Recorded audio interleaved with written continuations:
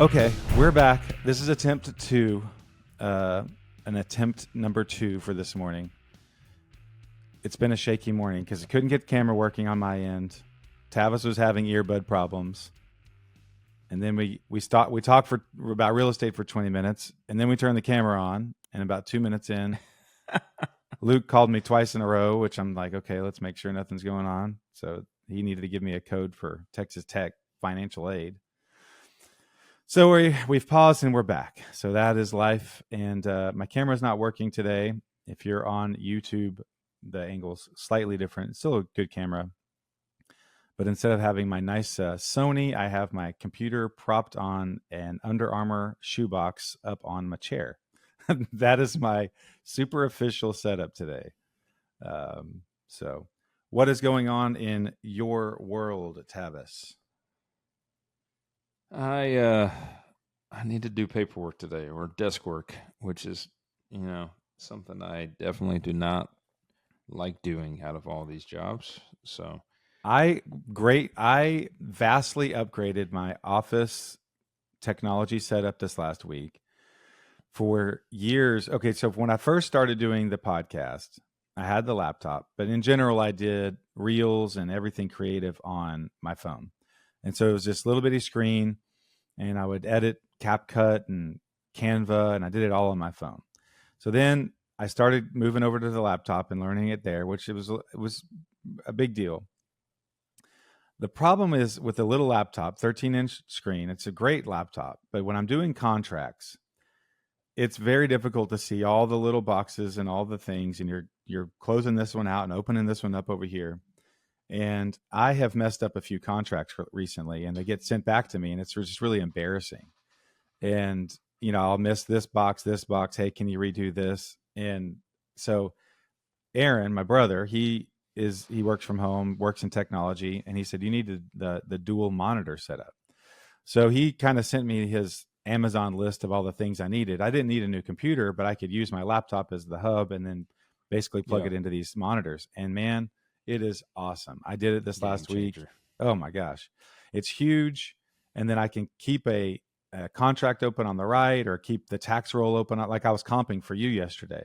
Yeah. I could keep a big window open on the right. And then I'm looking at stuff on the left. I'm just I don't have to close stuff out, which I think some people have had this down forever. But for me, from looking at a little bitty laptop screen, and now I can have the huge screens, and I've got 2 of them. Oh my gosh. Yeah. Awesome. So Tabitha obviously been in desk work for many, many, many years, and, opening many spreadsheets at one time and things like that too. So she used to have 2 monitors, 3 monitors. I think at one time we had 3 monitors on the desk.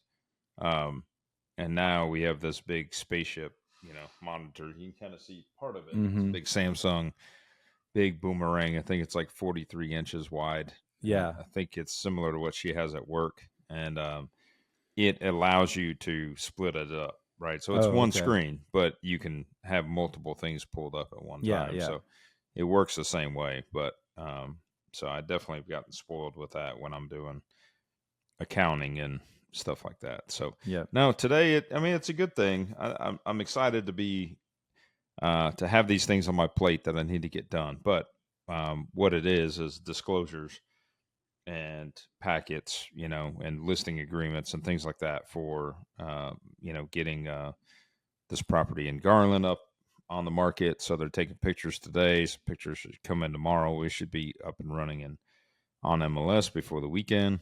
And then great. We're selling my son's house, and that's going to be an awesome house. So that one, actually, we're just waiting on scheduling for the stager right now. And then that's going to market. So we got to get that one going. Definitely have some accounting to do as well. I need to get some bank draws, things like that with all of these multiple projects going. But cool thing is Anthony actually is, he's been wanting to get into this business for a while.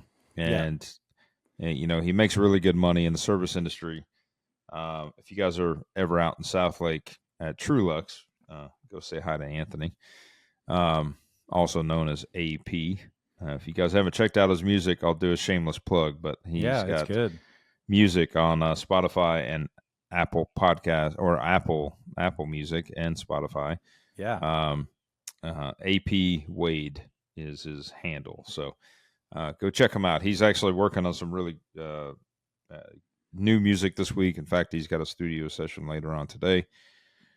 But all that to be said, I keep hearing rumors that he wants me to sing with him, and then I don't get these calls for studio sessions or anything like that. We need to do that. I need to remind him that you are ready to go. So when he's ready to do it, I know he's got a feature this week. I think that they're recording, and he's got a girl coming in and singing with cool. him.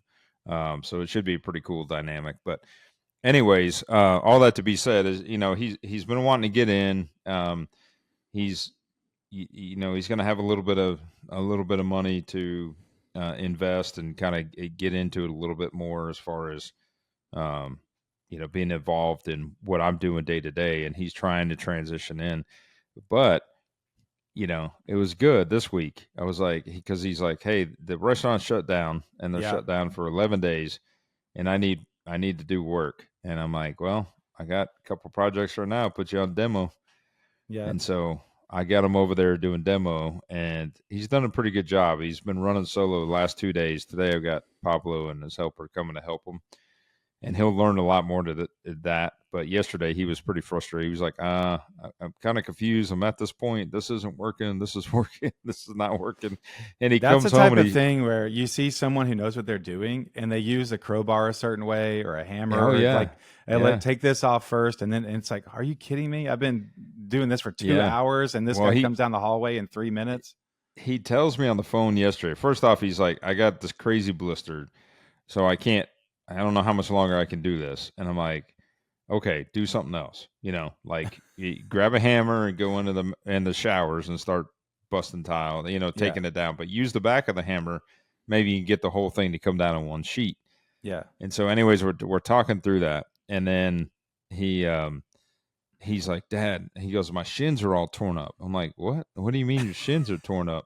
He goes, I'm busting the tile in the kitchen, and he goes, I don't know how the guys do it. I'm going to go to the store and buy some shin guards. I'm like, what? Shin guards? And he goes, yeah, I'm hitting it with a sledgehammer, and the tile was flying back and hit me in the shins. And he came home yesterday, and I didn't get home till like after 9 o'clock last night, but he shows me on his shins, and they're all torn up and swollen and cut. I can't even picture how that would happen. He was hitting it with a sledgehammer, just like right in the middle of the tile, and the tile's just busting and then breaking and coming back at him and hitting him in the shins. Wow. And I'm like, oh my God. I'm like, well, hit it in the corner and then hit the scraper. And if you hit it in the middle of all 4 tiles, it'll bust them loose and get air pockets, and then you scrape it. Yeah. Oh, because I was just hitting it, just hitting the tile, just going to town. Yeah. And anyways, he was getting beat up. So he was a little like upset, because I was like, I'm Pablo and his helper will be there tomorrow to help you. And he goes, what? I'm not moving fast enough. Oh man. He was all down on himself. I was like, it's not like that. I was like, no, Pablo's worked for me for 15 years. He knows what he's doing. He's a genius. Yeah. He knows more than I know, because that's what he does. Like, I don't do demo work. He'll for sure be glad he's there, because he'll learn the tricks. Yeah. I was like, you're going to learn some stuff, and you can ask him, and he'll show you some of the things, but you've already done a lot of the legwork. Like he's pulled all the carpet out, he pulled all the floors out, he got a lot of the tile demoed. He already demoed, like, I think one of the showers, and he demoed all the countertop, which was like granite tiles in the backsplash in the countertops, and he demoed all that. So one of Pablo's underrated skills, I think, because I've witnessed this a few times with you, is Pablo's like the waiter that takes your order and doesn't write it down. You're like, I think that guy understands what he's doing. But Tavis will walk through a house with Pablo, and Pablo speaks good English, good enough. Yeah. But Tavis will say real specific things like, hey, Pablo, on this doorway here, we're going to do an arch. So we need to take the trim out, but save this part here. And we're going to do an arch right here. And then that light over there, I want to take that out, but save that, blah, blah, blah. Like, it's kind of minute little things.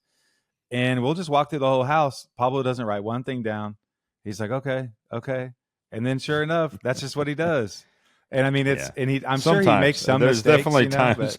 like Aaron's house, I walked in the other day and I was like, oh no, all the doors on the first floor and the trim are gone. And Oh I'm my like, gosh. shit. Yeah. I'm like, oh man. You're like, Yeah. and so I actually told him yesterday, I was like, hey, when you start upstairs, leave the trim and doors. Do not Yeah. take, don't throw those away. Yeah. He Yeah. gets So carried away. But that's yeah, the only thing. he's really, really, really Sometimes, talented. you know. Well, I know you're busy. You've Anyways, got a lot of projects going, and how you keep them organized is I impressive. had to break into a house yesterday. Fortunately, I didn't cut myself. I didn't have to I didn't cost myself any money. I do enjoy the visual of you sneaking into a window. It's pretty awesome. Yeah, it was actually pretty graceful. Was it? I actually did okay, and I was on the phone when I did it. Yeah, I did it while I was on the phone with I was on the phone with the agent that referred me, and fortunately, there was actually the majority of the windows in this house were unlocked, which is not safe. But all the doors were locked, and I don't know if I told you this, but we've been going back and forth, and it was like, hey, how do I get into this house? Where's the keys? What did you do? It's a lease back for 30 days. And then I'm like, how do I get everything? And they're like, oh, keys and garage door openers are on the counter in the kitchen. Okay, that's great. How do I get into the house? Nothing. It's crickets. I'm like, well, I'm going to go figure it out. So I get there and I see a keypad on the front door, a touchscreen keypad. And there's also a garage door keypad. I'm like, somebody's got the code. Yeah. What's the code? Nothing. Crickets. They said it again. Keys and garage door openers inside. I know, but how do I get in? Right. So anyways, about that time, I get around the back. I see a window open. I fortunately was able to slide it open and get in pretty graceful. Fortunately, I'm over 6 foot. So, I was able to just kind of swing my leg over and get in. It was a living room window and get in through the back. So, I mean, neighbors weren't like calling the cops on me or anything. Right. And so I get inside and I'm like, all right, I'm in here. And then I get a text. Oh, here's the code for the front door. Yeah. Thanks like, a great. lot. So it actually helped me that I had the code for the front door because I was able to YouTube how to reprogram the front door. And so I did and got it reprogrammed. So that was good. The last time I couldn't get into, well, it wasn't me, but the last time I got locked out of a house. At Mapleton. I had a problem in Mapleton, and that was when I had hired Ricardo, who came up off the street and just was bored and just had all the skills in the world, just didn't happen to have any work at the time. He literally took a crowbar and a hammer to the brand new door and hardware. And he was so excited that was a to mess. get in. I remember that being a mess on the final. Like, try to fix the door. That was a lot of lessons there because, I shouldn't have put the nice new door in so early in the process. And then I shouldn't have put the new hardware on. Even if I had the new door, I would put the old hardware but yeah, he bent it and then we could never really get it right. It was just always a little crooked. And I remember him drilling out the hole, and even Ali, who's skilled at that stuff, Ali, he couldn't figure it out. Like he had messed up that freaking door so bad that, and then try to go over there and spackle it together, whatever he was trying to do. It was just like, man, please just stop touching it. So yeah, that was my last experience of not being able to get into one. It was a stain grade door, right? And you ended up having to paint it black. It was so bad. Yeah, it was a nice, really cool looking, door. Yeah, we ended up painting it just gloss black, just to try to hide some of the scratches and stuff. So yes, another lesson learned. Old Ricardo, he taught me a lot of lessons. He was so we used to call this. This was something that a friend of mine came out with years ago, and we had a little. I wish we could continue. Maybe we need to pick it up again, but we need to get a videographer and kind of work on the marketing. But we used to call it CFPs, and that was crazy flipping problems. That's what we called it. So we had some cool little YouTube videos that we did that were talking about crazy flipping problems. One involving cat pee and what to do, and it's pretty comical. And some other ones where you had trees growing out of pools and stuff like that. So we've got Gabe now with the marketing, with Jenny and the marketing team. We've got a part-time videographer. He was going to come over today. We decided to do it next week since we're leaving town today. And but yeah, he's got amazing equipment. He's got the drone. He's got several good cameras. He's really skilled. So we can make that happen for sure. We will get a day where we follow you around and go find some cool houses that we're walking and stuff like that. So yeah, I've been busy doing a lot of comping. I did a lot of comping yesterday. We had some good conversations about thank you, comping, sir. which I know we talk about it here a lot, but it's amazing how it's just a learning process. I've gotten a lot better and I'm quicker, but even now, talking through certain skills. And so it is nice to be able to do that and get faster at it. And but you just have enough deals coming in. And then you had said you'd kind of stop paying attention to some of the deals coming through Keller Williams. And I'm like, well, let's underwrite them and just make sure that there's not something there. So that's been cool. I have had the weirdest run of traditional real estate. I think we talked about, we had one loan fall through because it turns out it was through the Choctaw Nation. That was not fall through, but my title company refused to work with them. I've never had that before. I've got a client right now who, the big 5 acres out in Keller. That's just been, there's a lot of just nuances to how they're needing to finance things. And the buy before you sell loan has fallen through right now, but now we're trying to maybe do a HELOC. And it's just a lesson in, timing, trying, and it's also just, I take certain things for granted and I understand the process and I think I've talked about it, but then, talking about it in a way that everybody understands, like, no, this is the step, do this first, do this next. And so it's a nice lesson, but the big lesson of the week for me, and after this, we can talk about some of the market update, but the big lesson for me was this: my neighbor here, not my friends live on one side, and that's the one who I helped fill up their pool with our hose yesterday because they had drained it. They got tile work done, they drained it. Yeah. So my other neighbor, really good guy. We've actually, very friendly. He mows my yard sometimes. I mow his yard sometimes. He borrows something, I borrow something. Just really nice guy. He's a pastor. Yeah. And randomly pastor for a Lutheran church, but he brews beer in his garage sometimes. He likes a cigar. He used to work for the DEA. And so really nice guy. Well, turns out they are moving and he listed the house with another agent. And he knows I do real estate, but he also knows I do home health at the time. And so it really bothered me and I was really aggravated. And so, but you kind of get over it.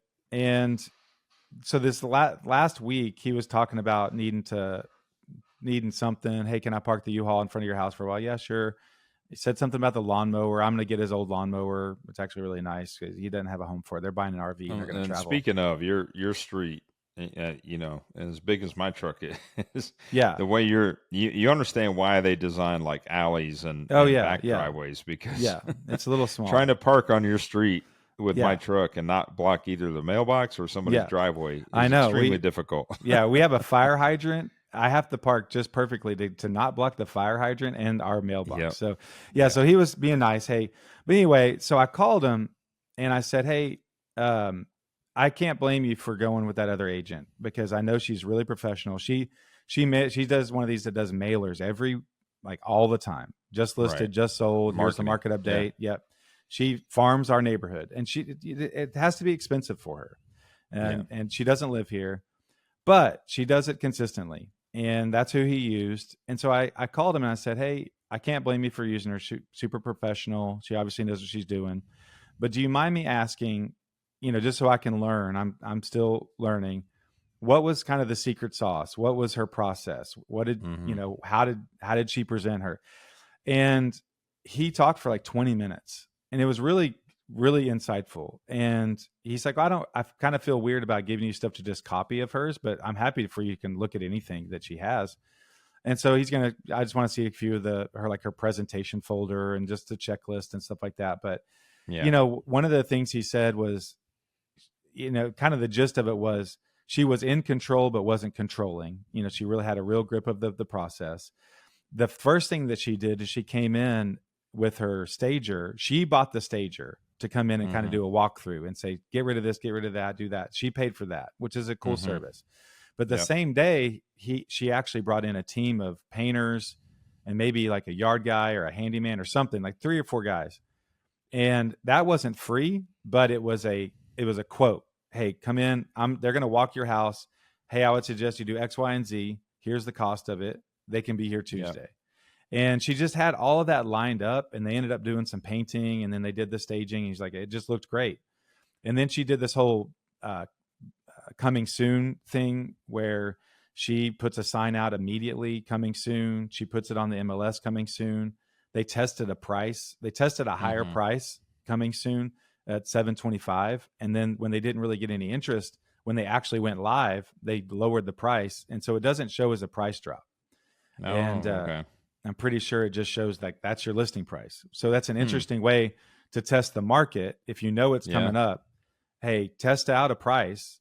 Now that doesn't go out to Zillow and stuff evidently, but it does. It's on the MLS. And so people can kind of give you feedback. And if you get blown up at a certain price, it's like, wow, let's do this. Right. So I thought that was a really cool insight too, just to see it up close, because she would put coming soon on the front. So anyway, it was a learning thing, because it's a growth. At first you're bitter. You know, I remember early on I had a friend's friend or friend's sister who was going to use me and didn't. And I was mad for a day, but really the thought is like, okay, what makes this make sense? Why would she be the best option for him? And he said, you know, she does all these mailers. She's always really on top of the market. And he said, I really wanted a full-time agent. And that was kind of his statement to me of like, hey, this is I wanted a professional agent. And so I can't blame him, you know, and I couldn't have done anything about it at the time, but just stepping back and saying, what makes this make sense? Okay, now what can I do to position myself next time to be the right answer or the best answer for somebody? And just continue to try to build your repertoire and your listing presentation and all that stuff. And I think that's kind of my next step of really professionalizing myself as an agent and putting things out there and being good at listing and going after listings and that sort of thing. So I would love to be able to do a farm. I think her stuff is actually really nice. Like I said, I can't blame her. It did hurt, because I'm like, man, that would be a nice commission. And I know this guy, and I know I could sell it. I know the neighborhood. I would do a great job.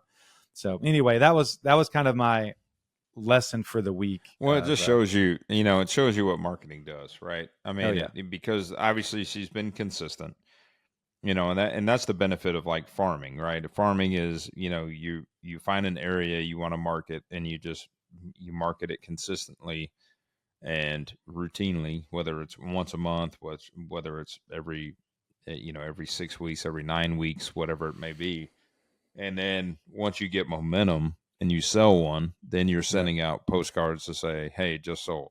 Yep. And so then you become like that point of mind of top of mind. Hey, and then when she does an open house, I want to sell my house. Oh, let's give her a shot, because she knows this neighborhood. She sells a lot in here. And then she floods the neighborhood with signs every time she does an open house, and she does a lot of open houses.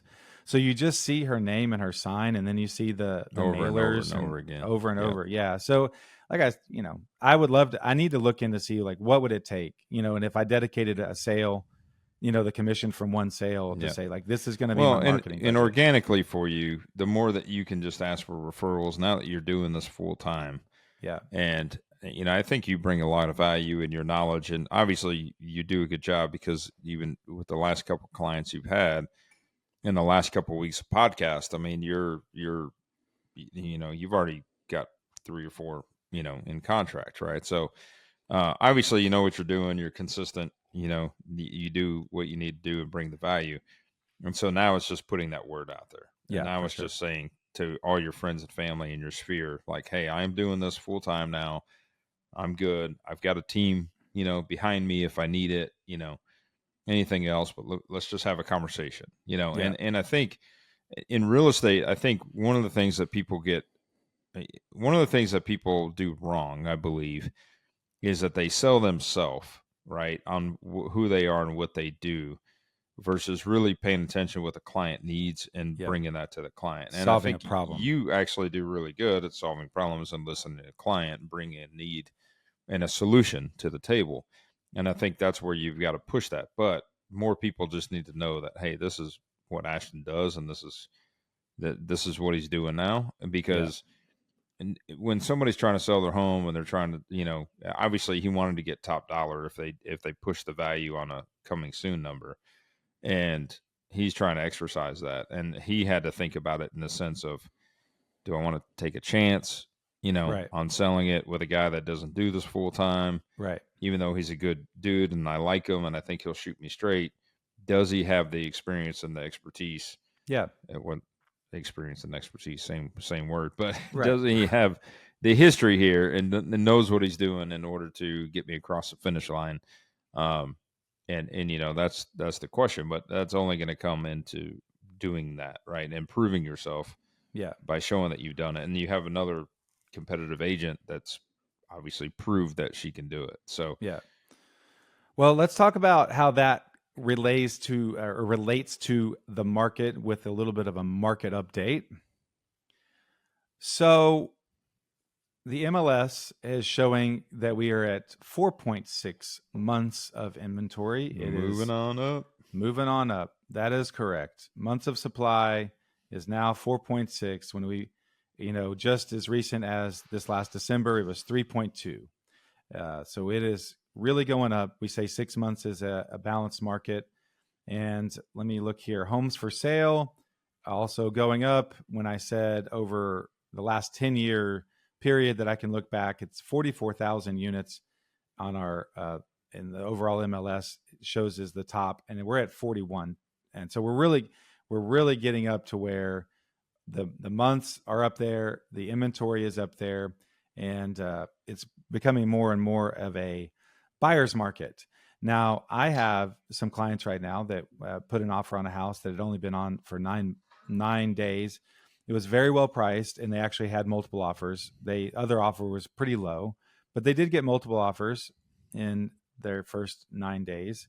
And we got it with a full price offer. We're trying to make sure that can go through. We've hit a little bump, but just seeing how the market's working there. But you do see a lot that are starting to linger. But again, it always just comes down to price and how well positioned it is to begin with. And this one, they were just really honest about what it was and how much it was worth. And they just did a good job of positioning it in the market. And it was obvious when you looked at the comps. It's like, yeah, they're not trying to push the value here. So talk a little bit about, Tavis. We had a conversation, or you saw something on Facebook. We're both members of numerous groups, too many groups probably, of local investors and real estate agents and that sort of thing.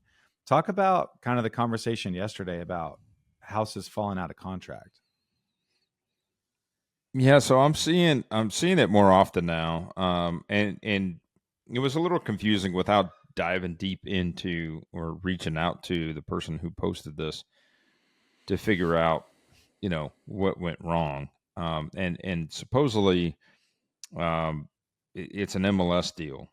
So he actually went to market with this property, and he said it's 10 for 10. So I don't know if that means it's the same house, or he said it was actually different MLS IDs.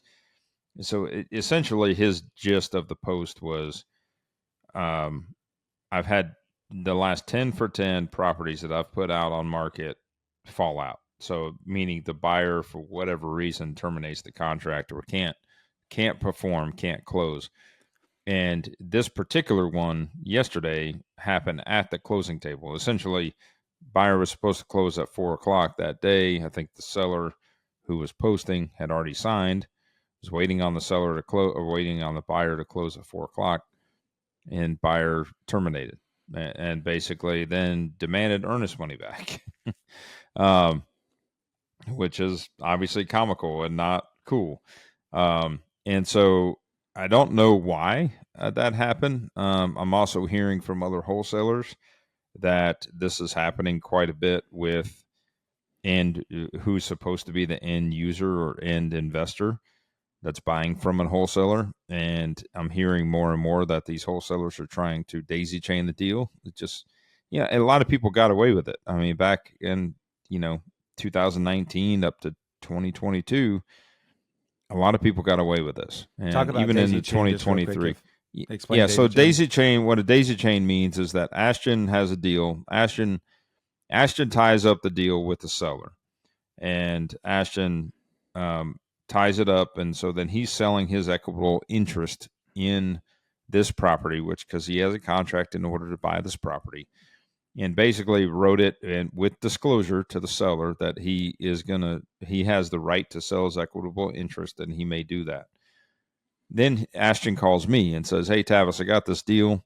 I've got it for $100,000." Or he doesn't tell me what he has it for, but let's say he has it for $100,000 and he's pushing it to me for $110,000, and it's worth $225,000.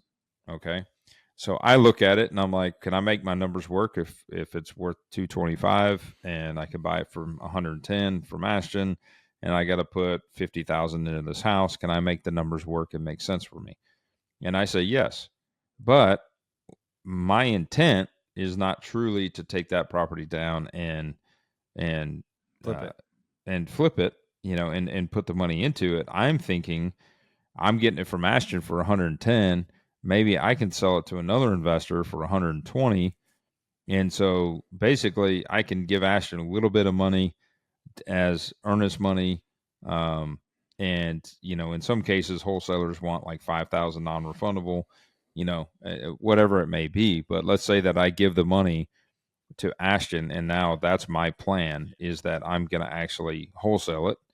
So Ashton's wholesaling it to me, and now I'm going to wholesale it to another person based on, my network. And so I feel confident that I've got a buyer that'll take it down for 120,000. Ashton's got it for 100. I'm getting it for 110. So Ashton's making 10. I'm making 10. And the end user is going to get it for 120. It's worth 225. They're going to put 50,000 into it. They're still going to make money. But now you have, two people in this deal. Mm-hmm. Well, whoever I'm selling the property to, let's say it's Joe Smith, and let's say we get close to the closing table. And the other thing that I would do is that I'm telling Ashton, I'm taking this down for me. I don't tell Ashton that I'm going to wholesale it or that I'm daisy chaining the deal. Ashton thinks I'm the end user, and I don't tell him that, because I'm trying to make money on the deal. And so Joe Smith is supposed to close on this property. And right before we get to closing, Joe Smith says, "Hey, I couldn't get funding, or I don't have the cash, or I can't close on this deal." And so now I'm in a position where I told Ashton I'm going to buy it and take it down, but I can't because I don't have the money. And I was only putting up $300 or something to take this deal down, maybe even $3,000.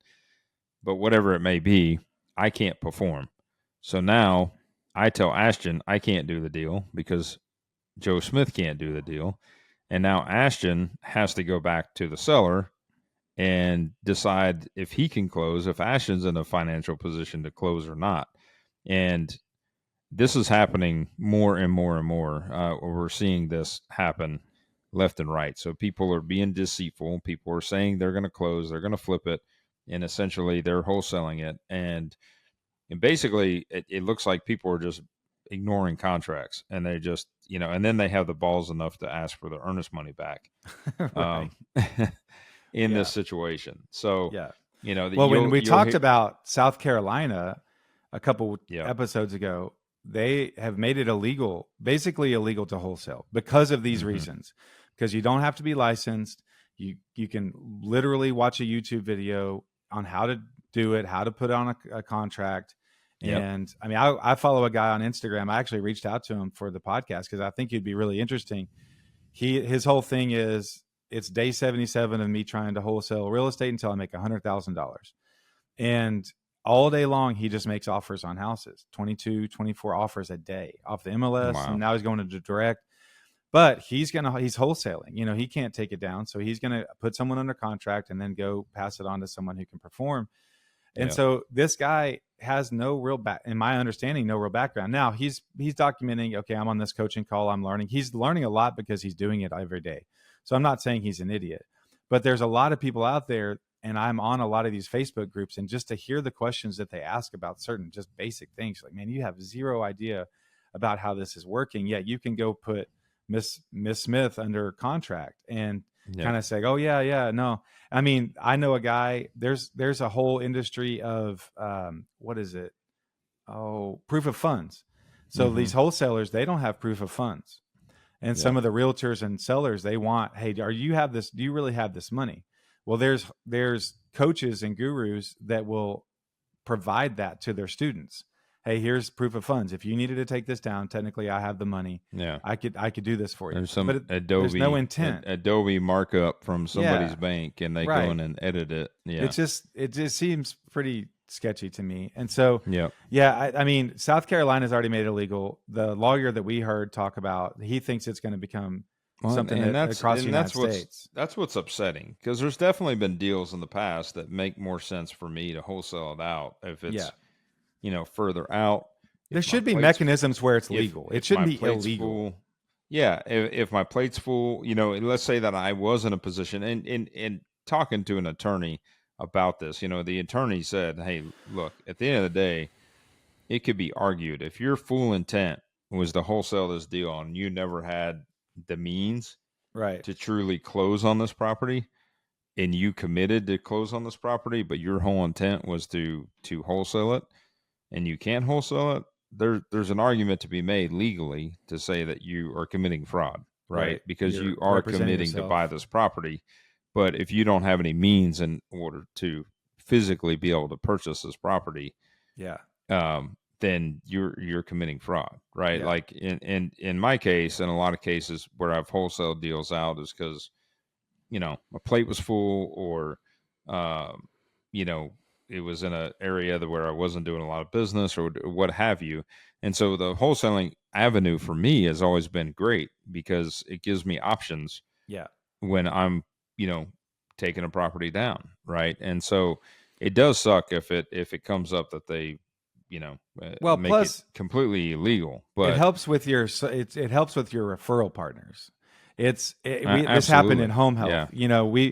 In home health, there was actually a few insurances that we had to accept that supposedly we didn't make money on it, but they wanted to tell this doctor group, we can take all your patients. Mm-hmm. So they didn't want to have to say, well, we'll take this one, but not that one. They just said, just give us all your patients. In the same way, all your realtors just say, just bring me the houses. And if every once in a while you're like, this really isn't for me, and then you're making it more work for them to go somewhere else. But if you can say, I can take care of this, and then you either wholesale or take it down, now you're the go-to guy to make it easy for them. And so, I mean, 100%. It does make sense. 100%. Yeah, we learned that, the hard way years ago. I mean, when I had a business partner, when we would do it and our plate would get full, and then we just we're like, tell the people that are sending us the lead, we can't do it, or, we're going to have to pass, and so they would go to somebody else and start building a relationship with somebody else. Yeah. And so that, being able to wholesale allowed me to, keep those leads, and you keep that relationship going, where basically every deal I get, I'm like, let me look at it. Let me look at it. For sure. Let me see what I can do. Now, 9 times out of 10, the deals I look at, are bust because of the expectations of the agent and the seller. And when they're agent referral leads, it's really getting into the depth of knowing how the numbers work. And so I usually try to really purposefully, like the leads you looked for me yesterday, when I went back to the agent with the numbers, of course, they didn't like that number because they had an expected number where they wanted to be, but I broke it down for them on the numbers, right? Yeah. Like, hey, rehab's going to be $100,000, cost of sale is 5% on a, $600,000 deal, that's, it's going to be $30,000, mm-hmm. You've got $130 something thousand in just the deal before we get into, profit. Right. So this is why the number is so big. I mean, the years of the deals that used to come out, years ago when I got into this game 15 years ago, if it was $100,000 spread, it was like, man, we got it. Let's go. Yeah. But I mean, at that time, rehab cost you $40,000, Yeah. And now rehab's $80,000. So those $100,000 yields don't make sense anymore, Right. And there's a lot of agents out there that still think for them that's a huge discount. They're looking at this ARV is 400, and they're thinking about selling it for 315. I mean, this is a great deal. And that was part of it too. Back then, we were buying deals for $100,000, selling them for $200,000, right? Or maybe 150, selling it for 300. Now it's like your entry is, it's great if I can get something in the twos. A lot of times it's 3s and 4s now that are the deals I'm looking at that I have to buy it at. Yeah. So your cost is 3 times what it used to be. And I think that's also probably part of the reason, and we can transition into a short section about news here in a second, but I think that's also another reason why people can't perform as much. It's just gotten really expensive. You have to have real money. You have to have real money partners that have fairly deep pockets. You have to have really good financing setups. And it's just not right now. It's tight enough, and the interest rate, you might have to sit on a house on the market now. We're looking at 40, 50 days. So now you're either floating interest payments, or you're tying up your own capital for an extra 60 days. A lot of people can't do that. And so it's just gotten to a point where the weekend warrior, which I'm kind of in that realm, that's how I got started with the flip. I would like to think that I could do one now and underwrite it in a way that would be successful. But I mean, there's a lot of people like me who've not had a lot of experience. And this market right now, it's becoming more and more scary. And if it messes up, the prices are such in our market where it's like you're out some serious money. So I think that's probably scaring some people from the market. And so let's talk about just a little bit of news. As we're talking about the market and people getting scared away, part of the news is a national thing for us. BiggerPockets is a podcast I've mentioned several times. They actually are a huge shakeup. They have basically fired their 2 main hosts. It did not seem like it was amicable from their post that they said, although from BiggerPockets, like, oh, they're welcome to come back. We'd love to have them. So it was kind of a weird deal. And I was looking at some forums, and a lot of people think that some of this shakeup is just due to lack of listenership, lack of interest, or trying to just find ways to bring people back to the podcast, because it's just the world of investing right now is just really difficult. And your weekend warrior guys that see the dream and can do it, it's just, you're losing interest a little bit, I think, with some of those guys. And so if I had to guess, their numbers are really down, and they're grasping at straws to try to bring in some hosts. When they are bringing in the on the market host that I really like, Dave Myers, and some of his crew, that they're going to be kind of the main characters over there. So I really like him. He does a great job.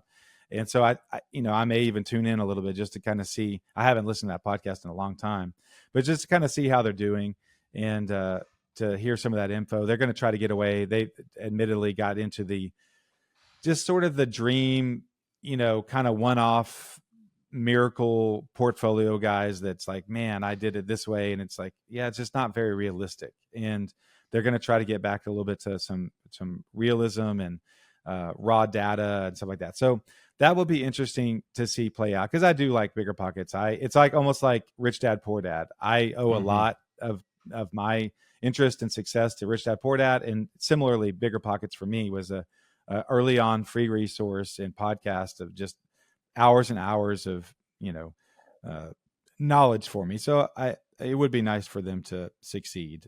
Now, if some of their disgruntled listeners want to find their way to this podcast, we will put the word out that you can easily double our listenership and come in and hear the real deal on how to flip real estate in Dallas. So we've got to take advantage of this somehow. So I was listening this morning to the on the market, and they said today was their 1,000th episode, and they're changing things up and moving things around and making some big changes. So but I think you're right. I mean, the market is changing, and people are struggling, and the writing's on the wall. I mean, you've got some bad flips out there that are sitting, or they're priced down, and they're not very good.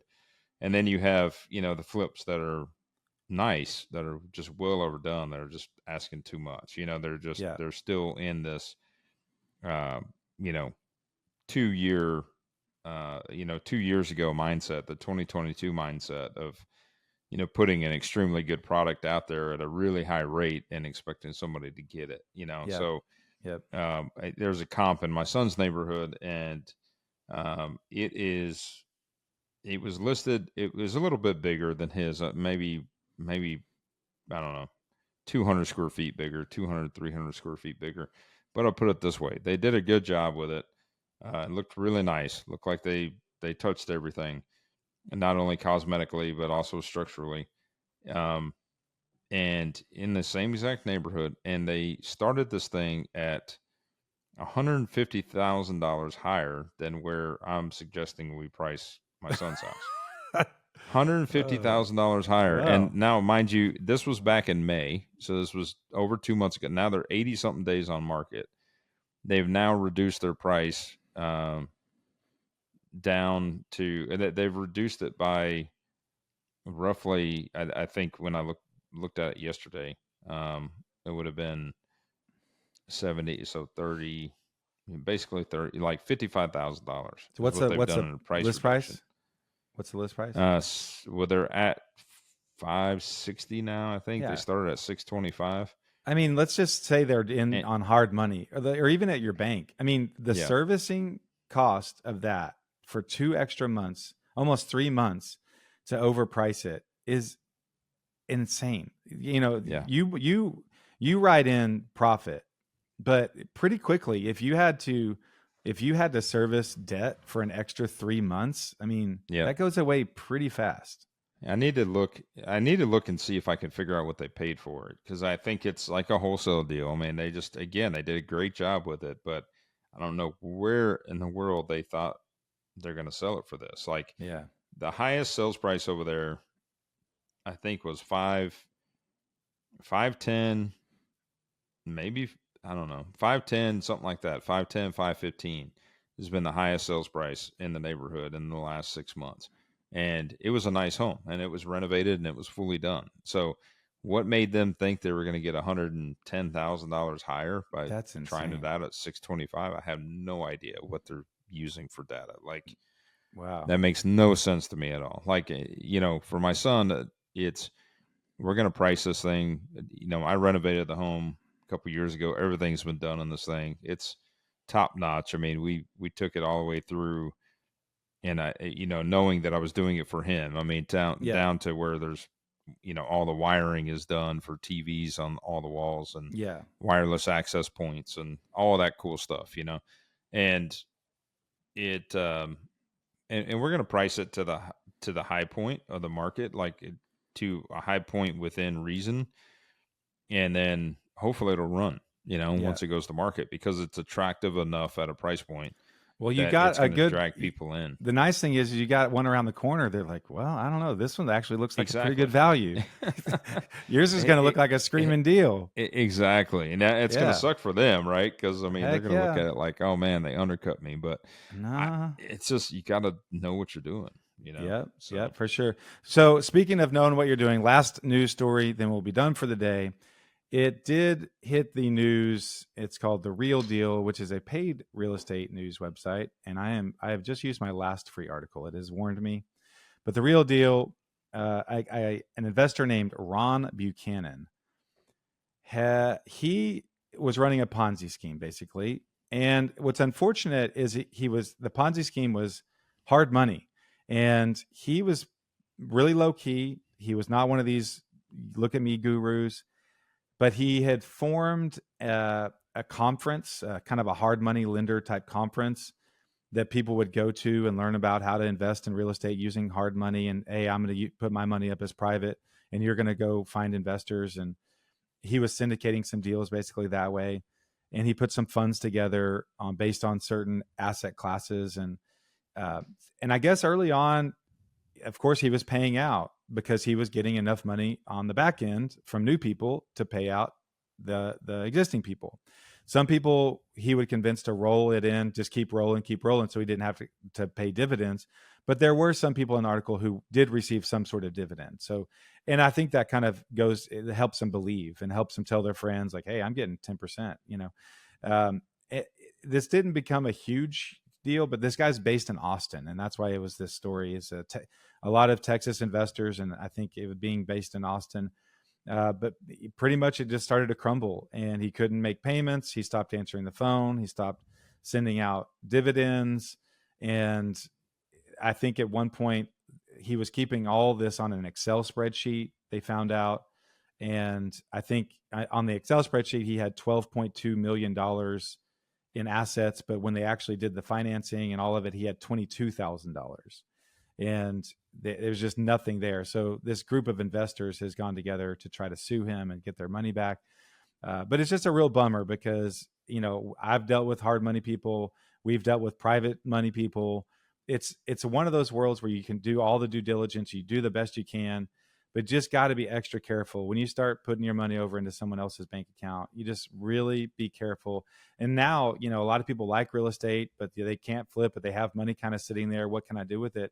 I think there's the temptation to try to get creative and try to jump in on the syndication and try to, make your money work, which who doesn't want to do that? But just before you do it, know that there are, you want to ask as many. Now, the sad thing is it seems like these people, they were just duped really well. I mean, this guy was legit. He was low key. He had conferences, and maybe he was even, he might've been legit early on, but he just got in over his skis and they lost, a lot of money. I think there was $36 million in one of the funds at some point. So got to be careful, got to ask questions, invest with your friends so you can come where where they live. If they mess up, you can go knock on their door and get mad at them in person. So anyway, well, that is the news today. That is the podcast for today. If you've not, please like, subscribe, find us on YouTube, follow us on Instagram, follow Tavis and myself on Facebook. We've got all of the accounts out there. Of course, Spotify and Apple for the podcast.